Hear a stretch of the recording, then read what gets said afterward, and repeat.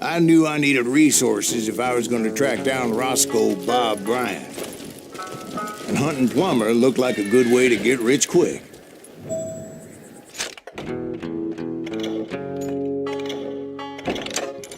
As the local vigilantes exposed him as the leader of the bandits and put a generous price on his head. Plumber rallied his gang to plunder one last gold mine before making their escape. And that's where I thought I'd find him. It makes me nervous standing so close to all these goddamn barrels of gunpowder. Why would you be nervous? No one has the cojones to come after us.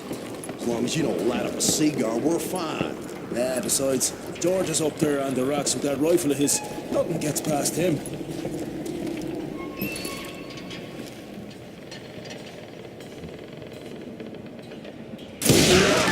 As my late father pointed out to me more than once, God made men, but Samuel Colt made them equal. Ah, you yellow bastard!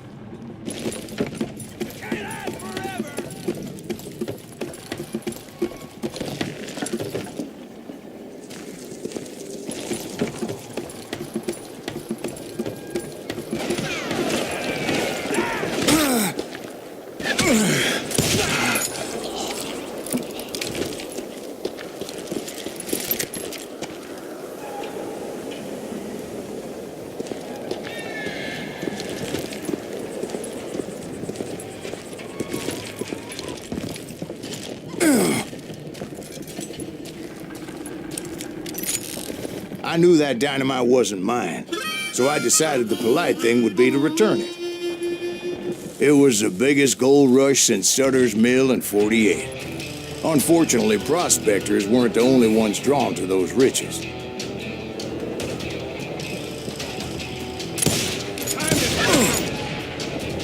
There were thieves and killers, robbing travelers and hijacking gold shipments.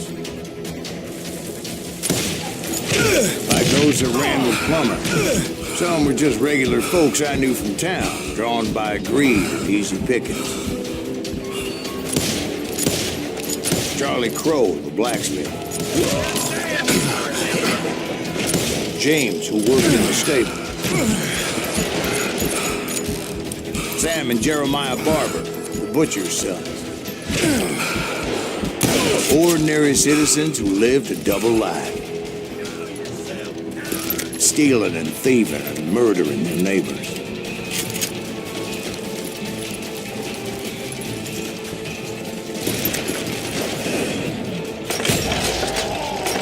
Of course, the rest were veterans of the Civil War. Stone-cold killers trained on the bloody fields of Shiloh and Antietam. Plummer had a lot of men on his payroll. A hell of a lot. That son of a bitch pretended to protect the public with one hand while stealing them blind with the other. He set up a defensive perimeter which I had no idea how to breach. Dangerous, desperate individual. I was outnumbered and in way over my head, but I was too damn stubborn and stupid to realize it. They must have thought I was touched. I thought I was some kind of hero.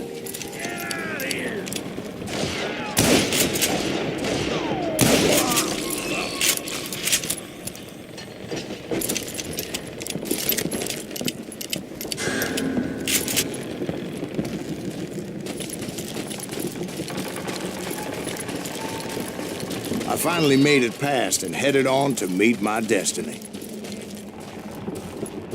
But first, I had something I needed to figure out. I had a few ideas on how to get into that mine, But once I made my decision, I knew there was no turning back. So my first thought was to enter the nearest mine portal. I saw an entrance. Made sense. It was the quickest way in, but that also made it more dangerous, as there would undoubtedly be enemy pickets posted along the way.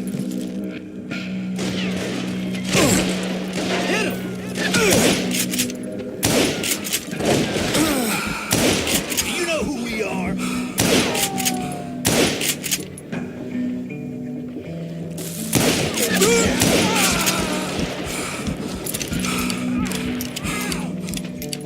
Put that moron out of his misery.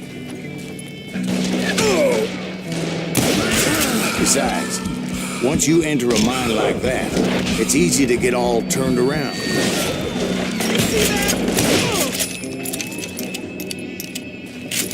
I do not deserve to die like this.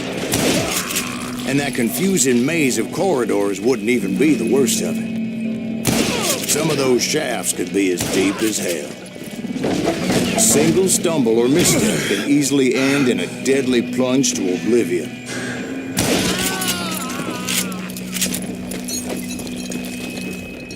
Hey, I'll flank you. You must be about out of bullets.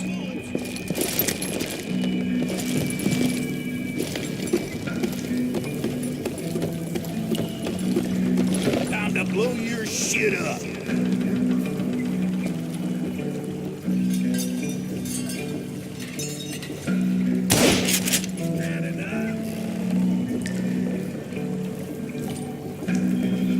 You ain't beefing me.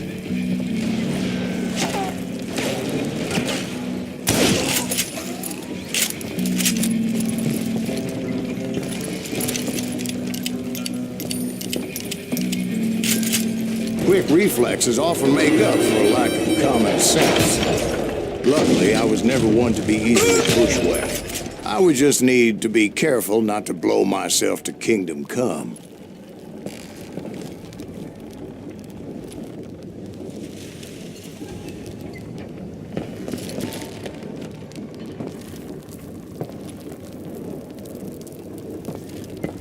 Take that asshole!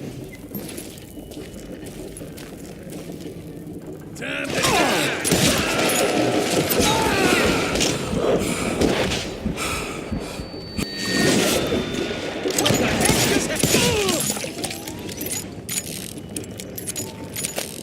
One wrong bullet could have turned that mine into a dad-blasted tube.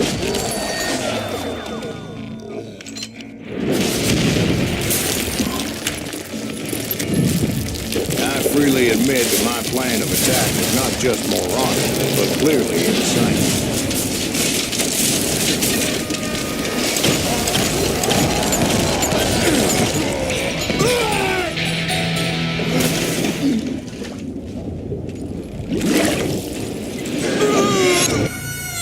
It's a good thing that I abandoned that ridiculous plan before I even tried it.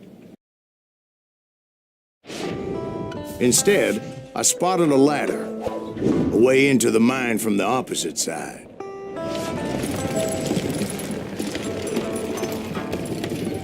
It was a long way around, but that approach seemed more sensible at the time.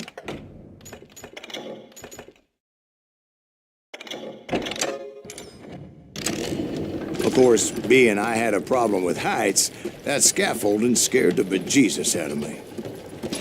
Climbing down that ladder required some caution, because even though I had a younger man's reflexes, no man can dodge a damn bullet while climbing down a rickety ladder. I needed to make a leap of faith, which ain't easy when you're suspended between heaven and hell. I was determined not to give up, however. That Sheriff Plummer seemed quite the despicable character. When the vigilantes discovered what the sheriff was up to, people were outraged. That 10,000 they put on his head would go a long way to helping me find old Bob. And I had made it my mission to settle that score come hell or high water.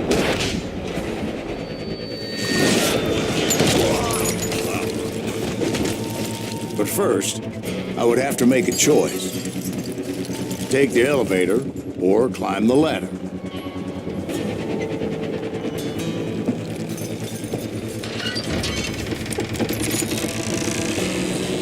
I picked the more convenient and more dangerous route.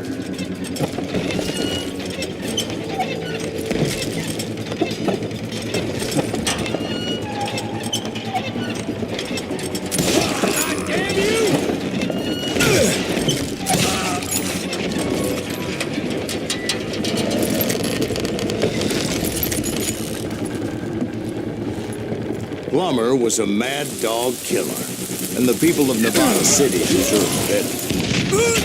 Nevada City? Well, I thought Plummer met his maker in Bannock, Montana. Right, well, he was the sheriff of both places at one time or another, but that's neither here nor there. Time to blow your shit up.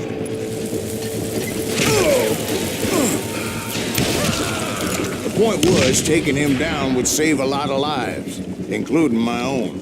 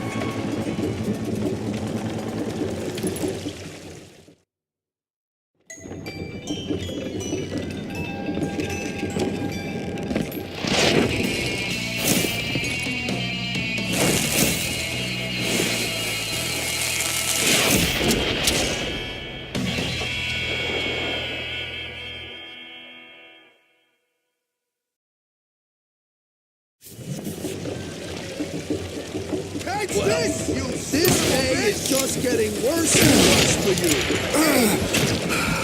Henry Plummer was clearly unhinged, and I could see right away that this was going to take some doing. Said you could throw dynamite. Whoa. I got a lot more dynamite than you. This is gonna hurt. You can shoot, but can you aim?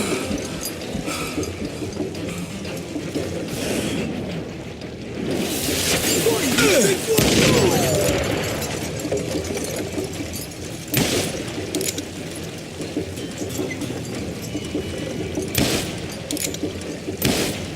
I can shoot too! This cocksucker is smarter than he looks! Run! God damn it! I need some help here! Come on, boys! Take this cocksucker out!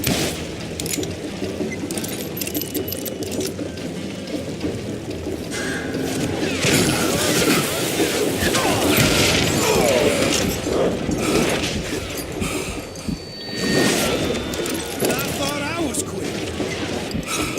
I'll live. Asshole just killed Red.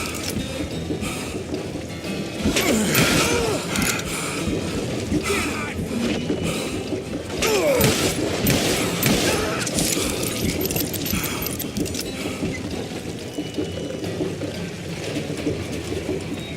They're gonna need a dustpan to pick you up!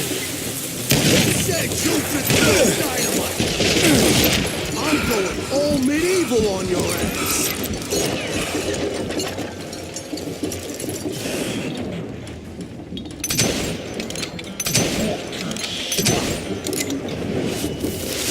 This cocksucker is smarter than he looks!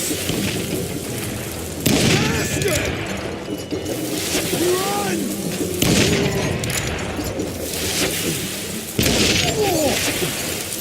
I got a lot more dynamite than you! You can shoot, but can you aim? That is